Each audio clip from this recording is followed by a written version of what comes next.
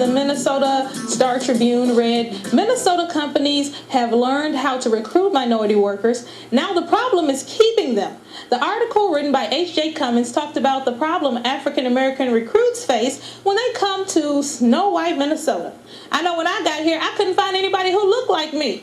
It was hard, honey. I cried for a day, every day for a whole month. And HJ, when I read your article, I couldn't help but think, right on, sister girl, I'm feeling that. You're right about that. I mean, it was just like somebody was, in my mind thinking what I was thinking, feeling what I was feeling. How did you come about doing this article? Well, it was an idea that came up in the business section. We have some African American people on our staff who would talk about it. I went to companies and they said, we can easily invest $500,000 on finding the best and the brightest diversity hires. We need them at work, and they'll come, and then 2 years maybe they'll be gone. Mm-hmm. And we need to figure out how to make them feel connected and comfortable, not just in our company, but in the city itself. And, my husband and I joke all the time. I said we're going to change our last name from Brundage to Onlys because whenever we go to the company Christmas parties, the company picnic, the company day at the softball game, we're the only black people who are there. Yeah. And, we're always talking about, we just wish there was some more people like us. We just wish there was some more managers, like my husband or, Latino or Asian, just anybody that we could connect to. Are you feeling that sentiment, or did you feel that when you were doing your interviews for the article? I heard it over and over again, and I think the numbers...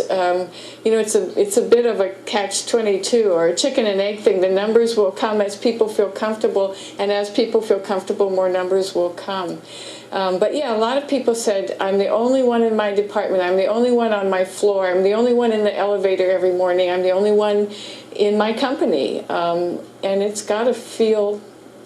like being outside of a place, I think. Mm-hmm. And Lisa, your company, Culture Brokers, hopes to stop that from happening. Tell me, I know because I've used Culture Brokers, but for those who don't know, what is Culture Brokers and what are you guys all about?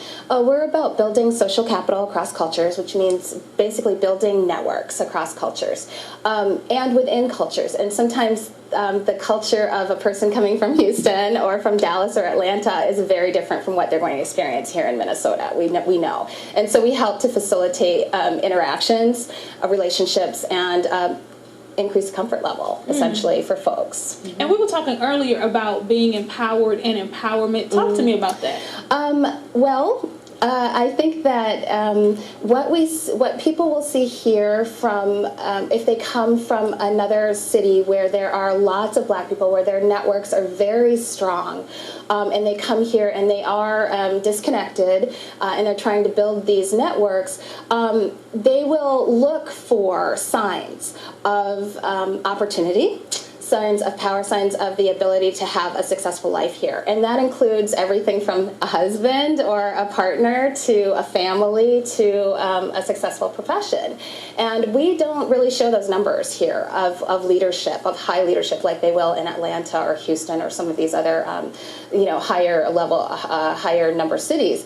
And so what I think the call to action is for businesses is to show that more, to really reach into their pool of employees and show promotions, show the leadership level can be attained at those organizations. So what's the ultimate goal of Culture Brokers? Our goal is to see that people of color are valued as well, or even more sometimes, for what they bring to the table at organizations, and that they're able to bring their whole selves to the organization that they work for.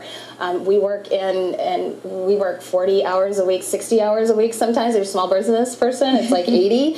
So we need to, it's very hard to keep yourself separate all the time. And if you're an African American or a Hmong person or a Latina coming in and you don't feel like you can bring your relationships and your values to the table to benefit your organization, then you're leaving a lot untapped, I think.